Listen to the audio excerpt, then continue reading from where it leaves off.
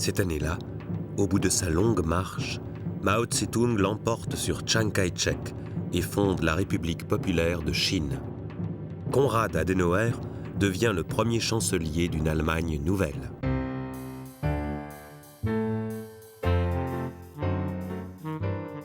Cher journal, ouf, les festivités ont repris. Ce festival annulé de 1948 pour cause de restrictions budgétaires a donné à tous les aficionados, dont je suis, des frissons dans le dos. Lors de l'inauguration, tous les resquilleurs qui n'avaient pas réussi à trouver de billets, j'en étais, réussissent à entrer par des portes mal fermées.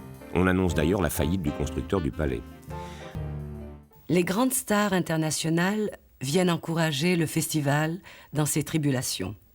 Rita Hayworth, Errol Flynn, Tilda Tamar, Tyrone Power, Edgar G. Robinson, les Français reconnaissent Martine Carole, Boris Vian et le jeune Serge Reggiani.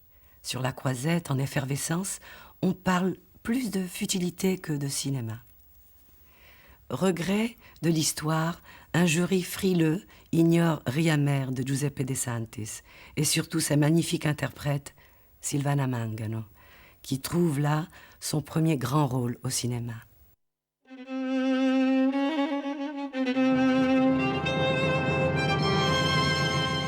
Cette année-là, le jury décerne un prix pour le décor à Occupe-toi d'Amélie de Claude Autant-Lara, d'après Feydeau, avec Jean de Sailly, Carrette. On remarque la prestation de Daniel Darieux. La Maison des étrangers de Joseph Mankiewicz vaut à Edward G. Robinson le prix d'interprétation masculine. Il y incarne un père italien autoritaire qui va faire le malheur de ses proches. Prix de la mise en scène pour Au-delà des grilles de René Clément avec Isa Miranda, qui obtient le prix d'interprétation féminine. Et Jean Gabin. Brève rencontre dans l'atmosphère tourmentée de l'après-guerre entre un homme et une femme amoureuse.